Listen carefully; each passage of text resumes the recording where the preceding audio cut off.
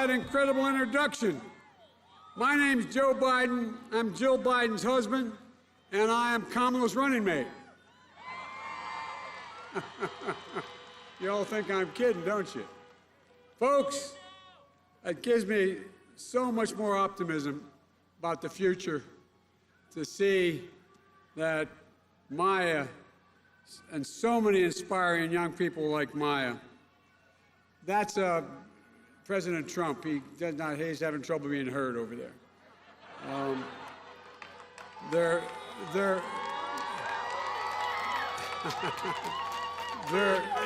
a very polite bunch. Look, folks, I think, Maya, you're inspiring. And so many young people like you I've met all across America who are getting so deeply involved, helping create the change that you know is possible. You know, and of course, I know you've had an incredible role model in Marikisha Lance Bottoms. I tell you what, she is something else. First of all, two things you got to know about her when you meet her. Number one, understand she's smarter than you. That's the first thing I had to learn.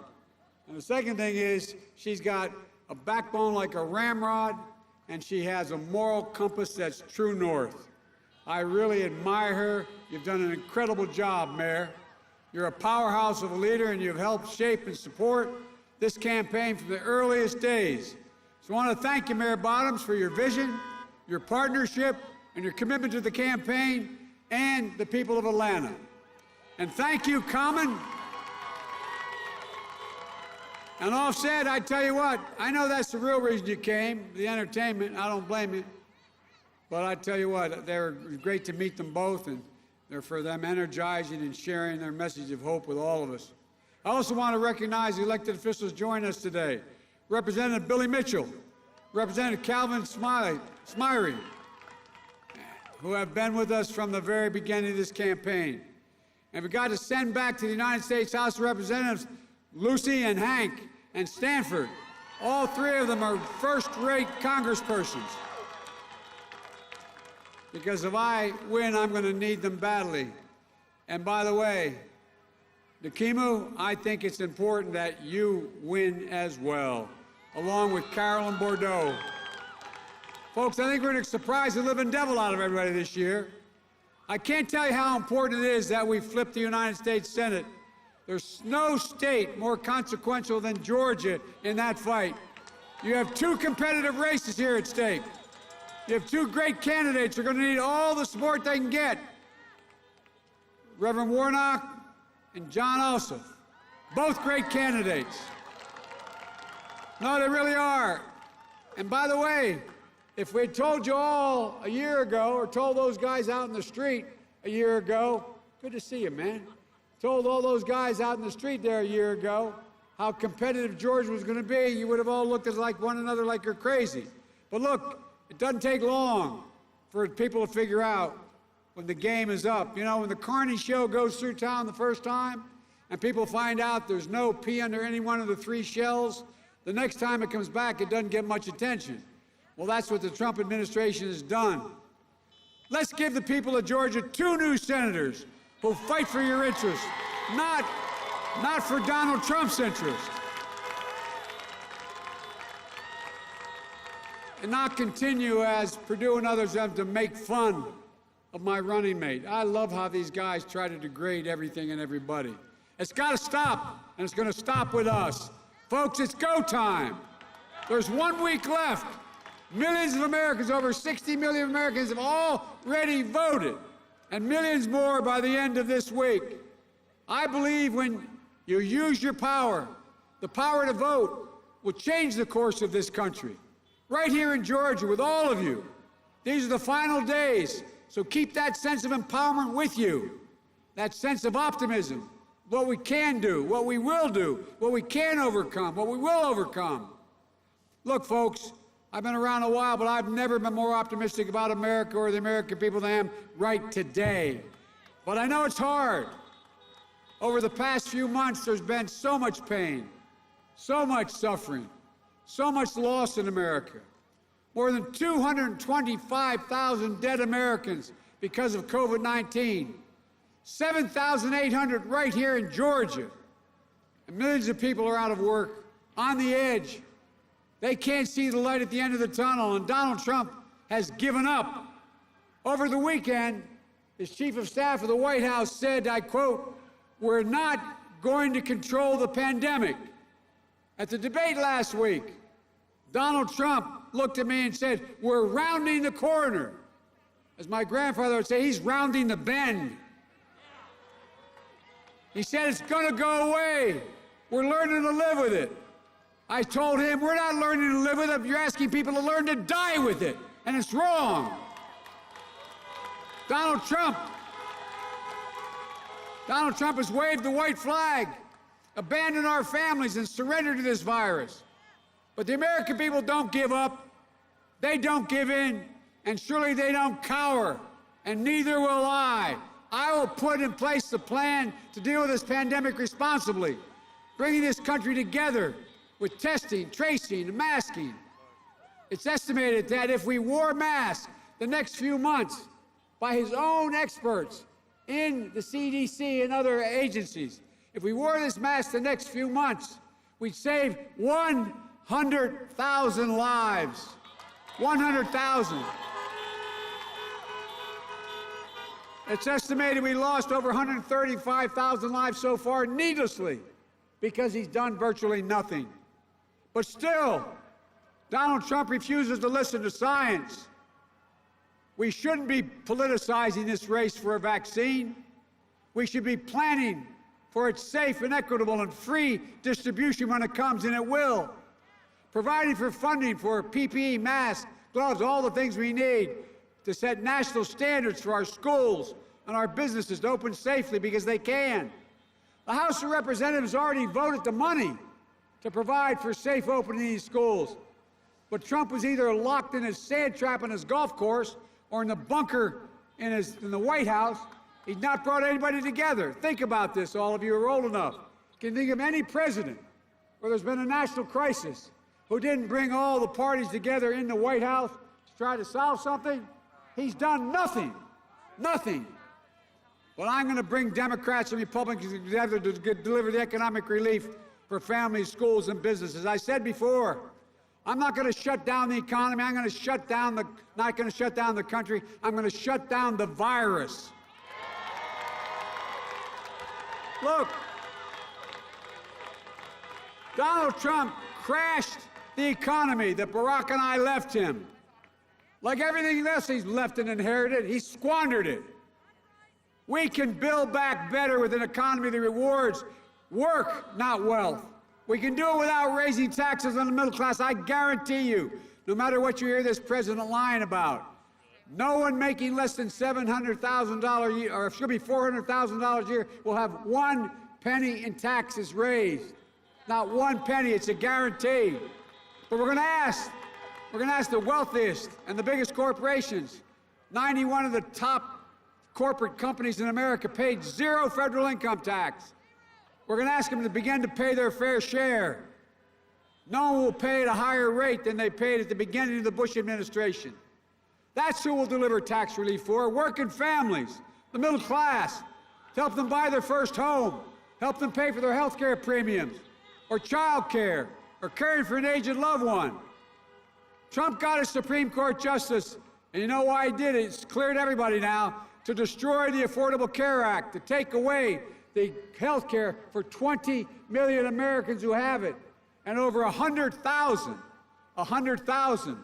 who are covered because they have pre-existing conditions for the first time, including 340,000 Georgians. 100 million Americans would lose their protections for pre-existing conditions, including more than 4 million here in the state of Georgia.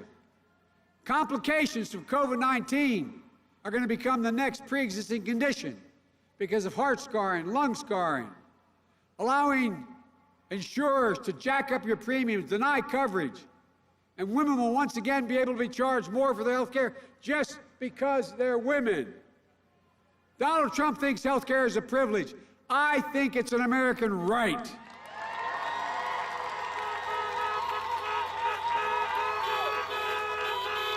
Look, and if we all get out and vote You'll not only restore Obamacare, but will strengthen it and build on it.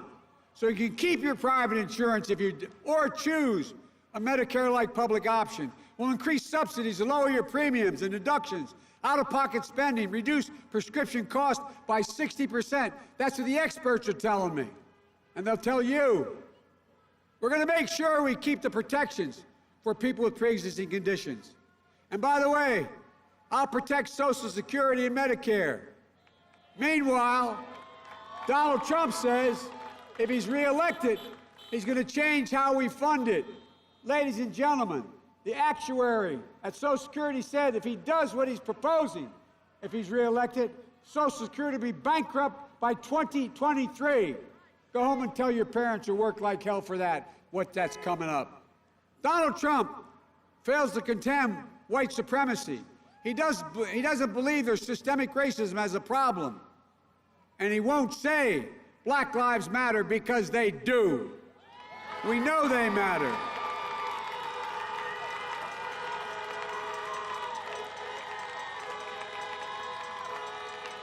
That's why a season of protest has broken out all across the nation.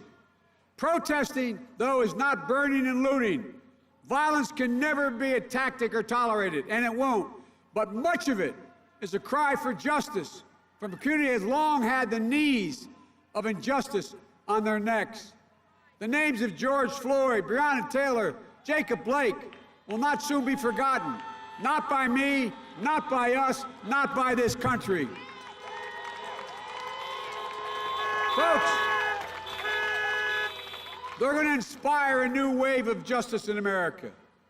But true justice is also about jobs, good-paying jobs, at least, as the mayor got done here, a $15 minimum wage and financial stability.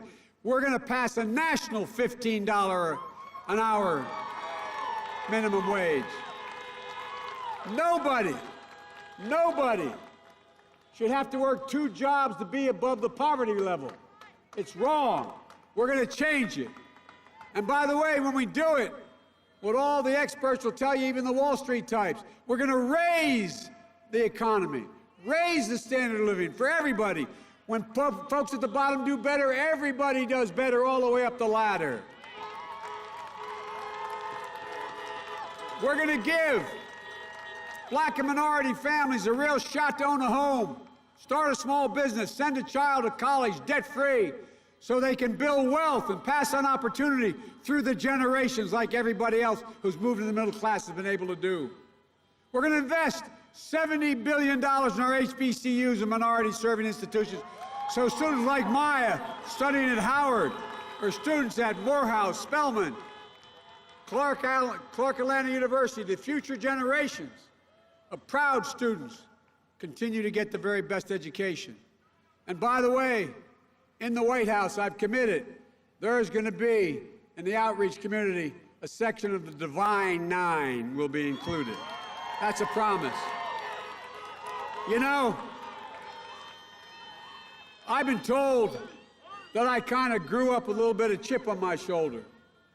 Being an Irish Catholic kid in a town that kind of looked down on it, I tell you what, you know, I didn't realize I do, but I realize I do have a chip on my shoulder. When I read from serious people about 8 months ago, something about how if I were elected president, I'd be the first president who didn't go to an Ivy League school in a long time. Like somehow it meant I didn't belong. I know Senator Harris would be the first HBCU graduate to serve as vice president. And I say it's about time a graduate from a state university and an HBCU graduate are in the White House. Don't tell me we can't do it. Because if we're sitting there, you will be there too, I promise you. Folks, I'm optimistic because I know that we can meet the challenge of the climate crisis by unleashing American ingenuity and manufacturing to create millions of new high-paying jobs, investing in technology and research. Folks, this is all within our capacity. We can do this. You know, there aren't a lot of pundits Who would have guessed 4 years ago that the Democratic candidate for president in 2020 would be campaigning in Georgia on the final week of the election?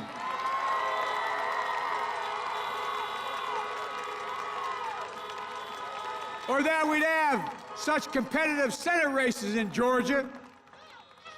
But we do, because something's happening here in Georgia and across America. People of different races, backgrounds, Democrats, Republicans, Independents, they're coming together to transcend the old divides and show what's possible. And this is the most important election in any of your lifetimes. It's a battle, as I said at the outset, for the soul of America. And we're showing who we are. You and I, Reverend Warnock, John Ossoff, all of us. This country can't afford 4 more years of Donald Trump and Mitch McConnell. They can't afford 4 more years of leaders who think they're the only responsible for people who vote for them. Folks, I don't see America that way. This has to change, and it will change with me. Every American, including the guys on the other side of the fence, will be seen and heard and respected by me. If elected president, there will be no red states or blue states. There will only be the United States of America.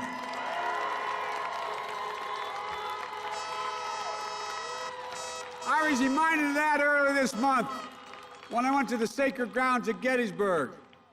Abraham Lincoln taught us about the need to unite a nation.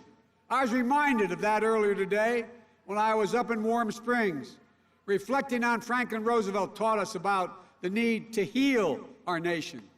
Folks, I'm running as a proud Democrat, but I'll govern as an American president to unite and to heal. And I promise you, look at my whole career, I'll work as hard for those who don't support me as those who do. That's the job of a president, a duty to care for everyone. So in these final days, stay empowered, stay optimistic, stay united, because you too have a sacred duty.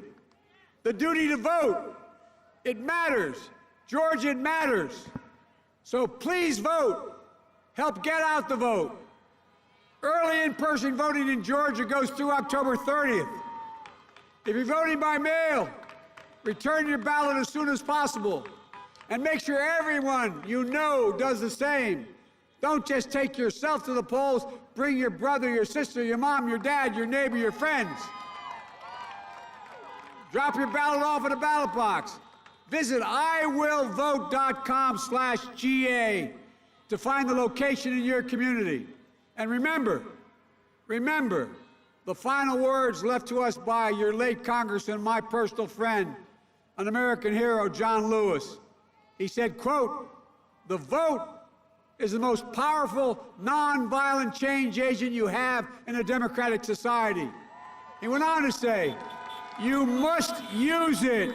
It's not guaranteed. You can lose it. Use it. You have the power to win this election. There's nothing beyond our capacity. There's no limit on America's future. The only thing that can tear America apart is America itself. No other nation can do it. Only America can tear America apart. Everybody knows who Donald Trump is. Let's show them who we are. We choose hope over fear, unity over division, science over fiction, and yes, truth over lies. So folks, it's time to stand up and take back our democracy. And any place we can do it, here in Georgia, we win Georgia, we win everything. God bless you all, and may God protect our troops. Thank you, thank you, thank you. All right.